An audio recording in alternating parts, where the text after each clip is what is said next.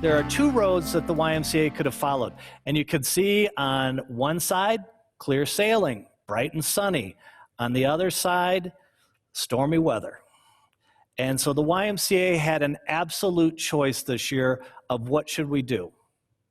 And the safe financial, the business decision that we could have made was to go down the sunny path, to shut down, to not offer childcare, to not go into emergency childcare, to not do the food pantries, to not take care of our preschoolers. That was the easy path to follow. But that isn't the YMCA way.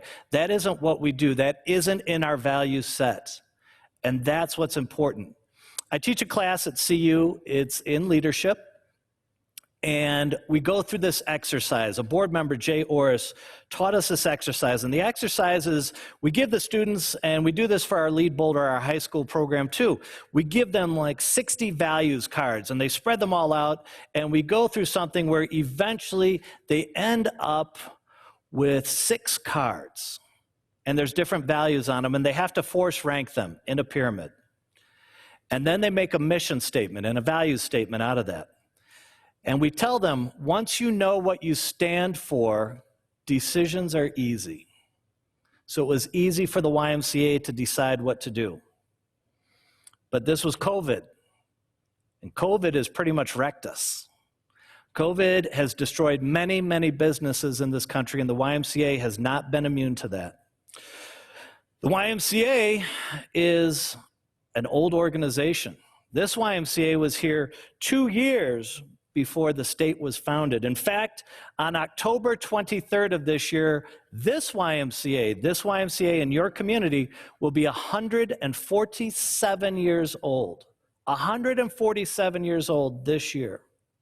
During that time, we survived the end of the Civil War. And if you guys, during COVID, as you were binging, watch Hell on Wheels, that was what the YMCA was dealing with because it was part of the Railroad Y that came to this area and worked with the miners in this town. 2 world wars, the Great Depression, civil rights and the Vietnam War that changed this country dramatically. The most recent recession that we've had, 2008, and all the fires and floods that we've had in this area. The YMCA has thrived and been able to serve the community without any problems. Of course, there's financial issues, things are tight. We're a nonprofit. If we surplus $60,000 in a year, it's a huge year for us. We survived all of it until now. Now we're in real trouble. And many of us, many of you out there and us here, we take the Y for granted. We assume that it will always be there. That's not the case. There are 200 YMCAs across the country right now that may never reopen it again. 200 YMCAs. So let me talk to you about some of the myths. There's myths that we have about the YMCA that I hear consistently. I hear consistently, hey, it's okay, I still pay my membership. My membership is still there, so therefore the Y is doing okay. The swim and gym is the most obvious of what we do because we have these huge, beautiful buildings with the pools and the gyms in them and the weight rooms and things like that. That only represents about 25% of our revenue. And of that 25% of our revenue, a third of that is our active older adults, our Silver Sneakers, Silver and Fit, Optum. It's these third-party pay companies where insurance says, hey, I want you to stay fit, I'll pay your membership, and we pay every time you come in and swipe your card. So even out of that 25%, a third of that is cut. Now, at the beginning of COVID, 87% of our members have stayed with us, but another 10% have had to drop out. So we're at 77% of our membership that we had before, and thank you so much, because many of our members are not using their membership yet. They're not ready to come back, but it's okay. They want to support the YMCA. They understand what we stand for. Another myth is that we get money from YMCA of the USA, the big parent organization. All YMCAs are independent. It's a federated organization. And what that means is that we're on our own. We're a standalone corporation. It's good and it's bad. It's good in that if something happens to a Y next door, it doesn't affect us. So those 200 YMCAs closing is a horrible thing. It affects us reputationally, and it breaks our heart because we know the staff at many of those YMCAs, but it does not affect us financially. We pay dues to the national office. The national office has cut 60% of its staff. It's doing what it's supposed to do to stay alive and stay healthy. There's big COVID grant money out there. There's not. Everybody has needs. All nonprofits are hurting right now. So yes, we have absolutely gotten COVID grants. We got some PPP money, but we also lost grants. We had many foundations say, hey, you're not running this program anymore, so we're going to put that money to COVID grants and we're going to spread it out somewhere else. So we've lost money. And then the last one was, you're doing construction right now at the Y, you must be fine. Absolutely, we're doing construction and just finished some construction at the Y, but that was a specific restricted grant to start Head Start preschools at the Arapahoe YMCA. That money was in place and it could only be used to finish that project. It wasn't like we could stop construction and use that money somewhere else. So what this means, let me give you the reality. The reality is that this should have been our best year ever. We opened that wonderful YMCA in Johnstown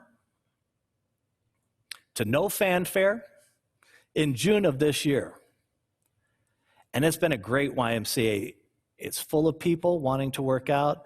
The memberships have been good there. Preschool opened, but it hasn't been enough.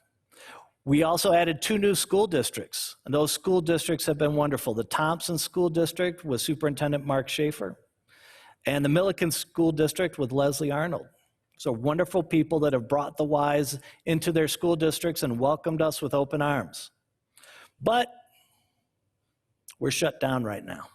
We're shut down in many programs. Our camps, when we closed in March, our camps were 85% registered, the highest it's been in the past decade.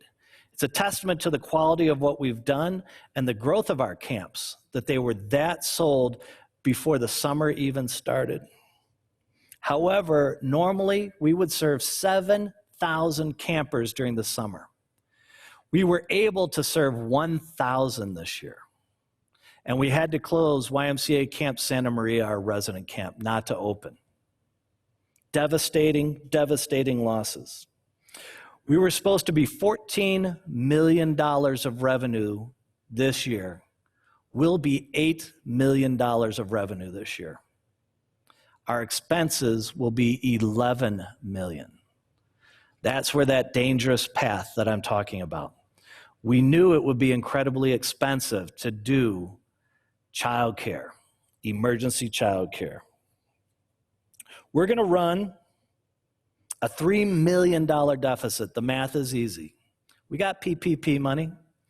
We took out an extra loan from Wells Fargo. Thank you, Wells Fargo, for helping us out. But we're still about $500,000 short. $500,000. So let me tell you some stories about this. Let me explain. Right now, BVSD alone, we're running emergency childcare, full-day childcare for families that have to work. It's very important that they have childcare. And we're losing $130,000 a month on that one item alone. $130,000 a month. We're providing food from our pantries for families. Our farm this summer, 13,000 pounds of food to the needy. 11,000 pounds, you saw pictures when Sally Brown was talking. We partnered with Rotary and had a food drive. 11,000 pounds of food were delivered, were given to us to give to the pantry, and $20,000 in cash to distribute for food services. We're still doing DACA renewals. We provide continuity at the YMCA right now. There's so many kids in foster care, CCAP, and other programs that the YMCA is running right now that we're the continuity in their lives. The YMCA staff are many children's continuity. Think about that. We had it was about a month ago now, the family, say I'm going off script. It makes Andrea crazy when I go off script.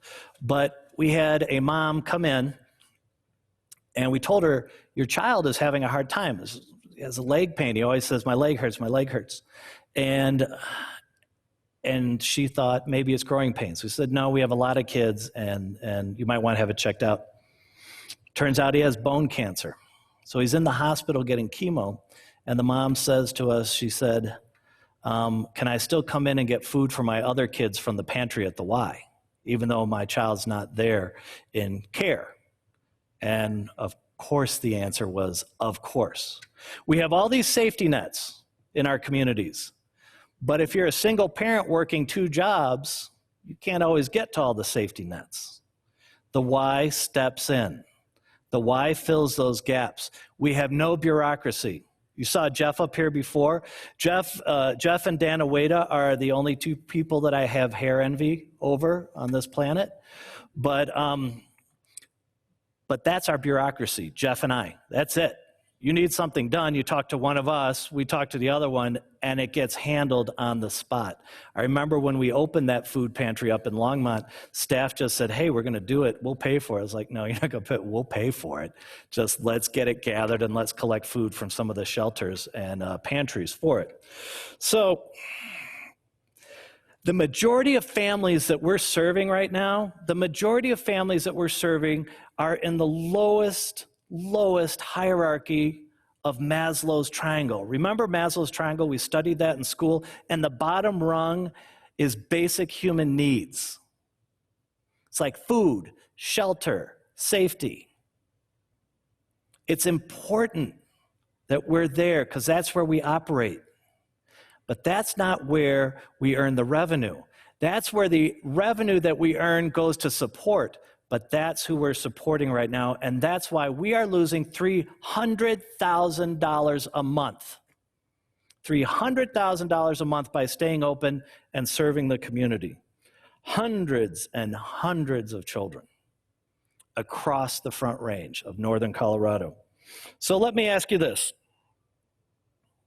Can you imagine our communities without a YMCA?